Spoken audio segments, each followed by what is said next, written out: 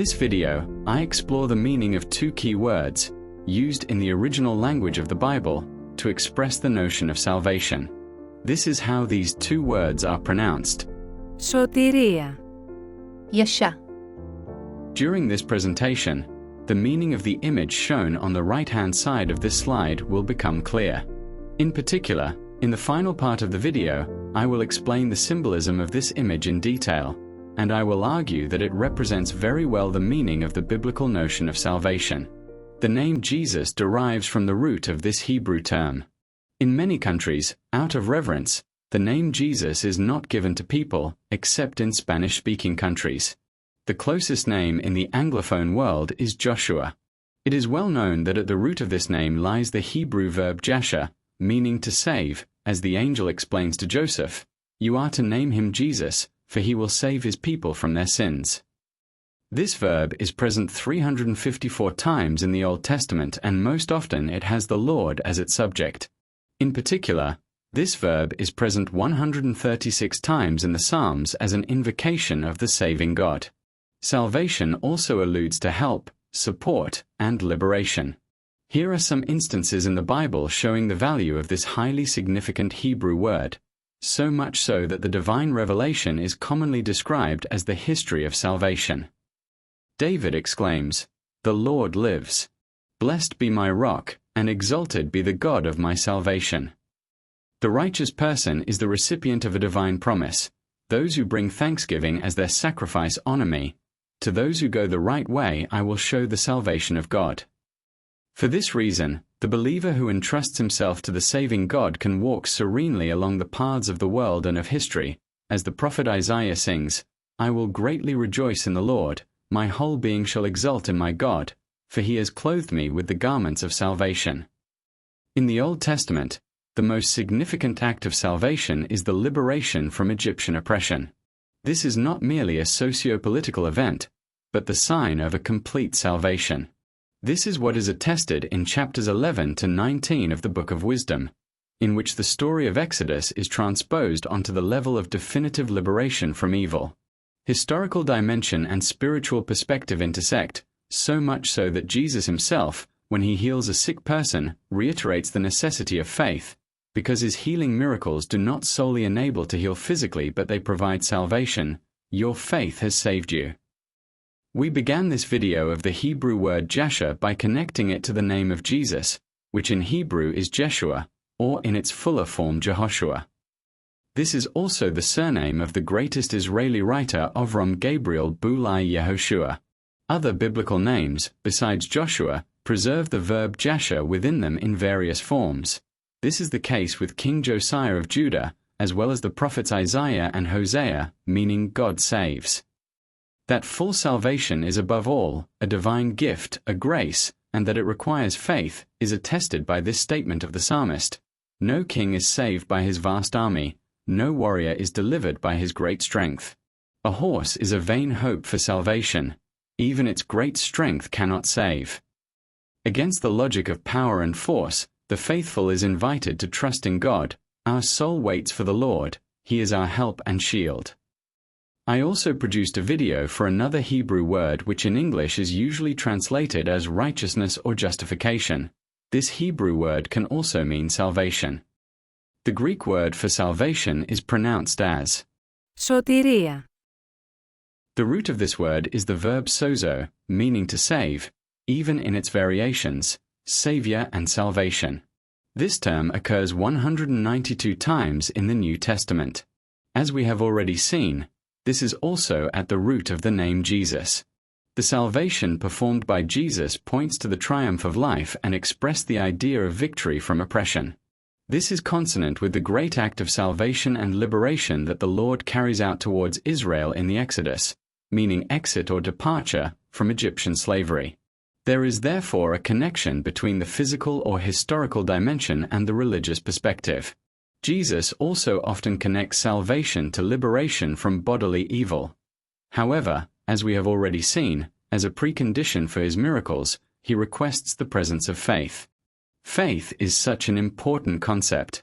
See my YouTube video on the biblical notion of faith. Simeon in his old age is joyful, For my eyes have seen your salvation, while he holds the newborn Jesus in his arms. The affirmation in both Luke and John that salvation begins already now in our present existence through faith, charity, and the life of grace is significant. To Zacchaeus, Jesus says, "Today salvation has come to this house."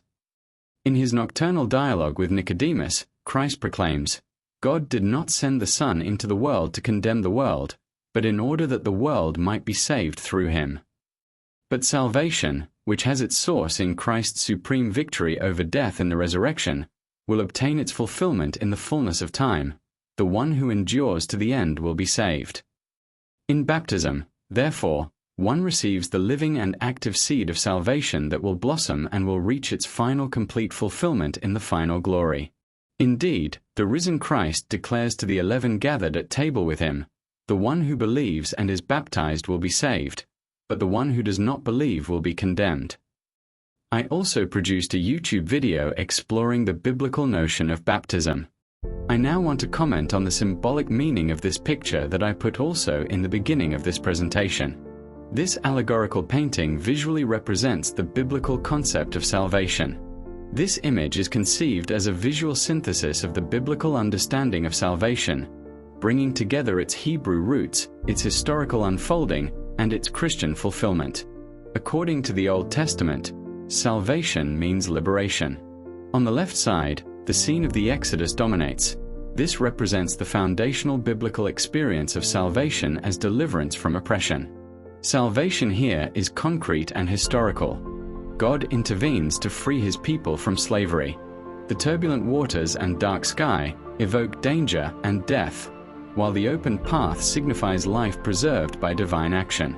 This corresponds to the Hebrew verb JASHA, meaning help, rescue, and liberation. The scroll bearing the words, "The Lord is my salvation," visually echoes the Psalms.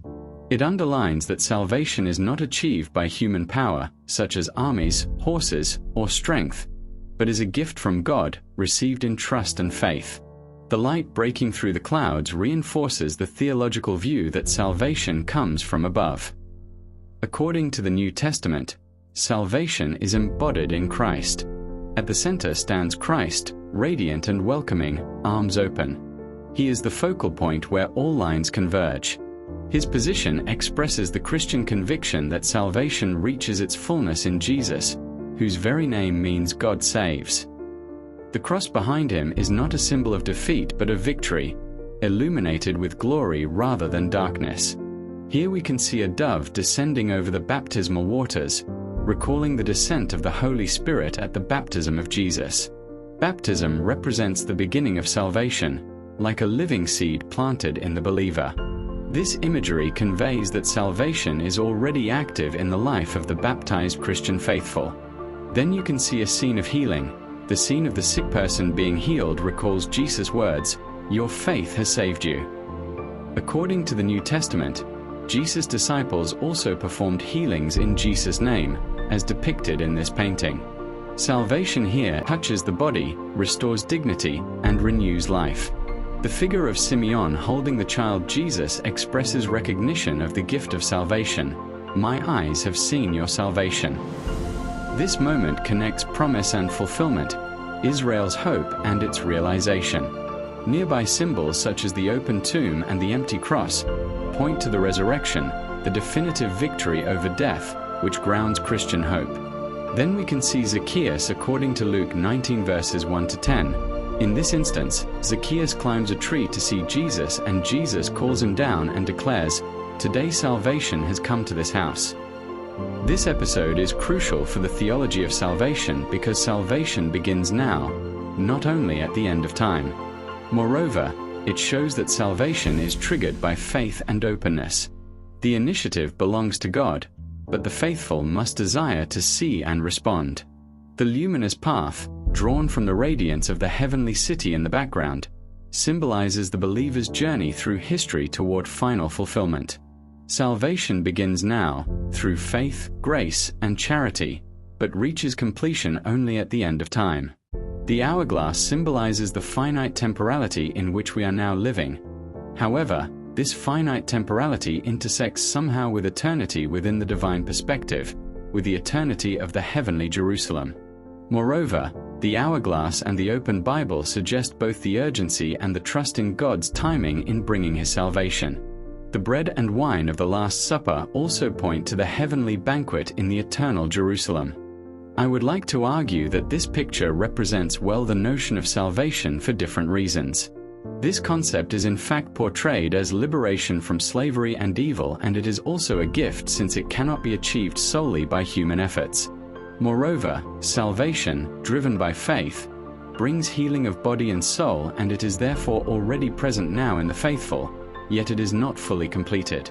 In this way, the image points to the fact that salvation unifies history and eternity, promise and fulfillment, showing that salvation is the continuous, life-giving action of God in human history. Once again, I want to thank Cardinal Ravasi for granting me the permission to use his material, taken from the link from the website of Famiglia Cristiana that I showed in the slides, to create this YouTube video.